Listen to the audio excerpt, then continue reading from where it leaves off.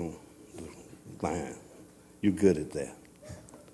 The next thing is, what can we do about the present with charter schools and charter schools being rewarded for the outstanding job that they've done?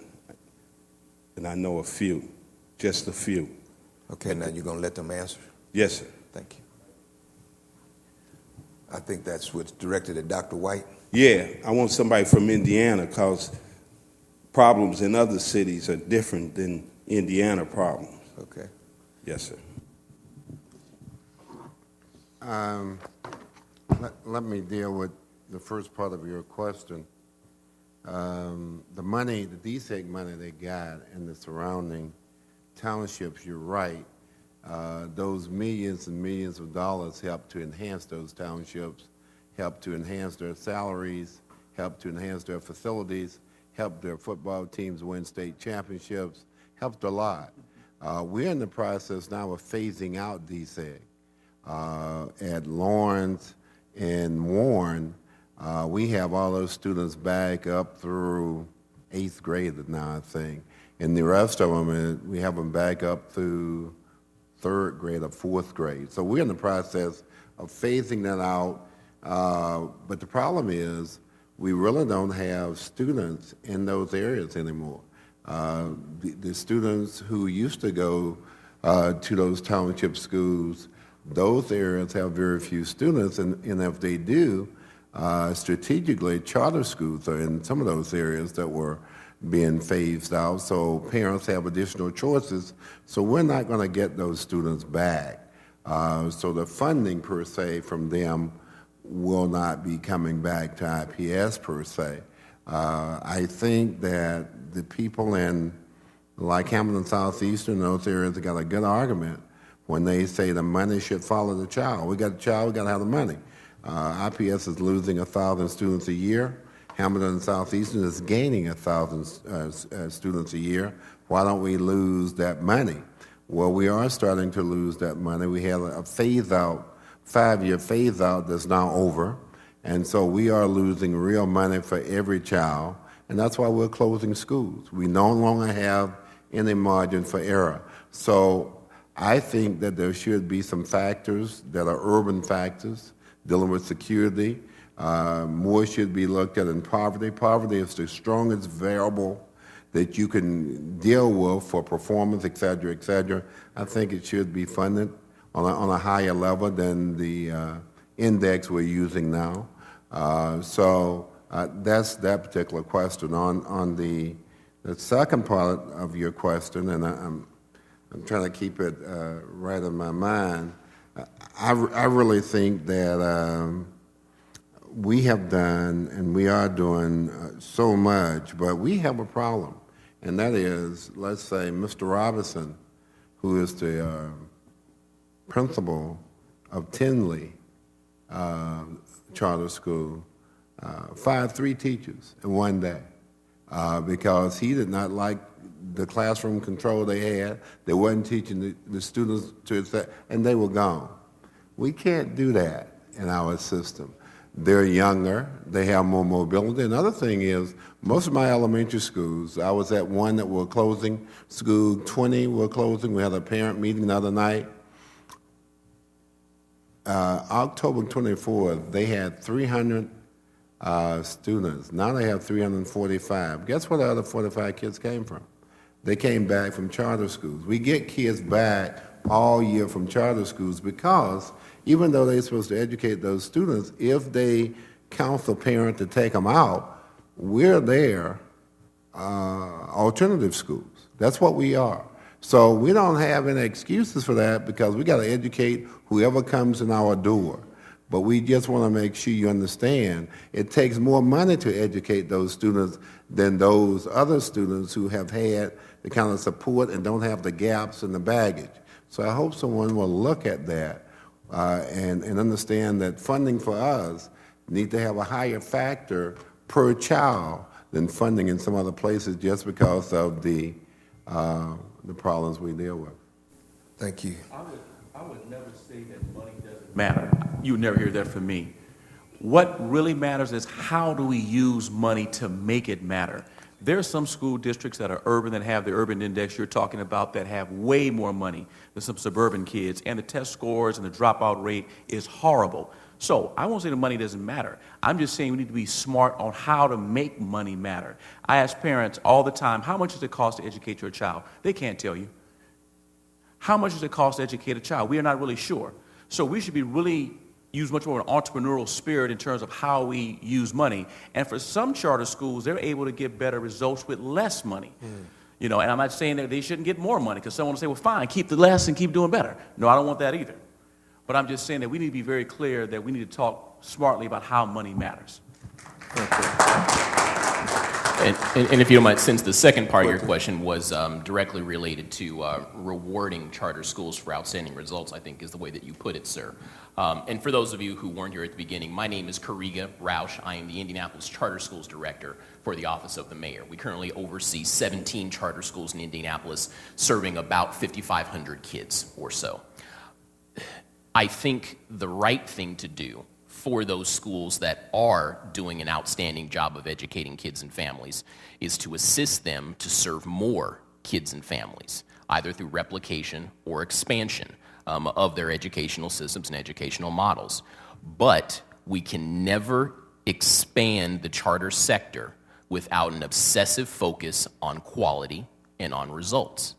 It's not just about building more schools. It's about building more high-quality schools, and it has to be about that. I'll give you one piece of data that we use frequently. Only about 23% of applicants who have come to the mayor's office for a charter have actually received one. That's because we have extremely high standards for entry into the system.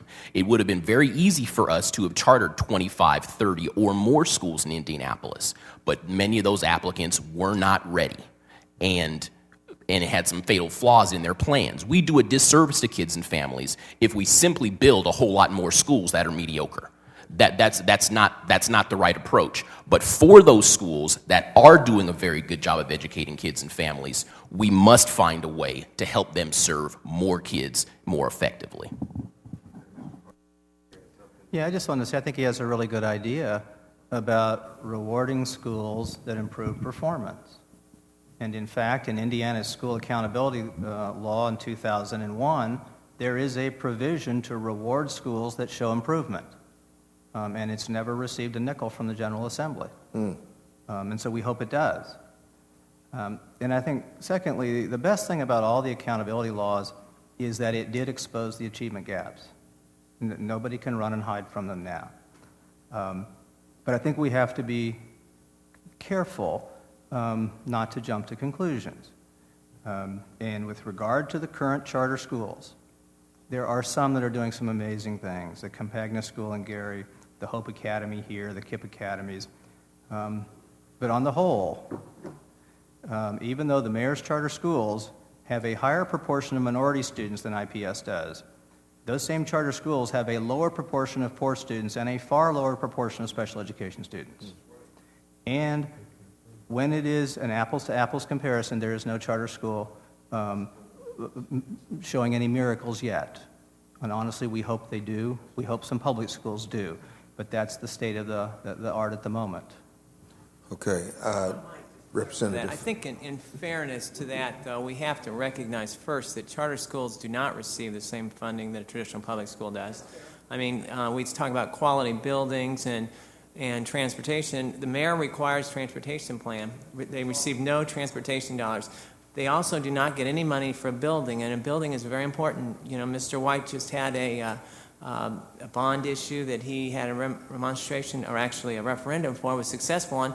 Charter schools don't get that. That all comes out of that same amount of money that a traditional public school uses to operate all their operations, but does not include capital projects or transportation. So we're not playing. I mean, when we talk about equity, I mean, you can't say that they're equals playing against equals. Maybe if what we ought to do, when you bring those points up, is maybe what we ought to do is fund charters at the same level we're funding our traditional public schools. We might need to look at that. And you're right. And that might, you know, you might find some more significant results in coming about, because it is, I think we're talking about oranges and apples, Oh, no, and that's what I we don't get disagree to. with you. And the only thing I would ask is I would agree that your analysis is completely accurate, and I hope you would agree mine was too.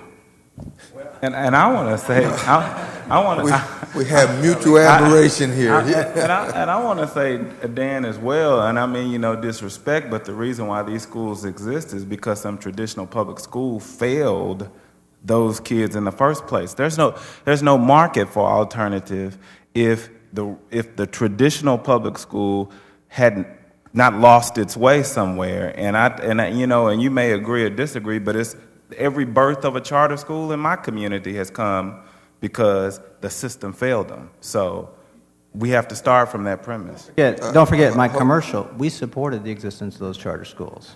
The Okay. union supported that Well, we charter done stirred school up law. something, and Dr. White, I see your forehead wrinkled there, so, Well, I think you got to be careful about generalizations. okay, Because when you provide choice, right. you could be doing okay here, but the choice is attractive and you go. It's not necessarily because you're being failed. Right.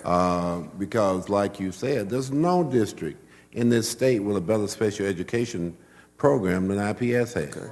And when kids go to other places, they find that out, okay? And we know what the makeup of those schools are. So we're not knocking that. I'm just simply saying, when you provide these options, you got to be careful you don't provide them for option's sake, okay?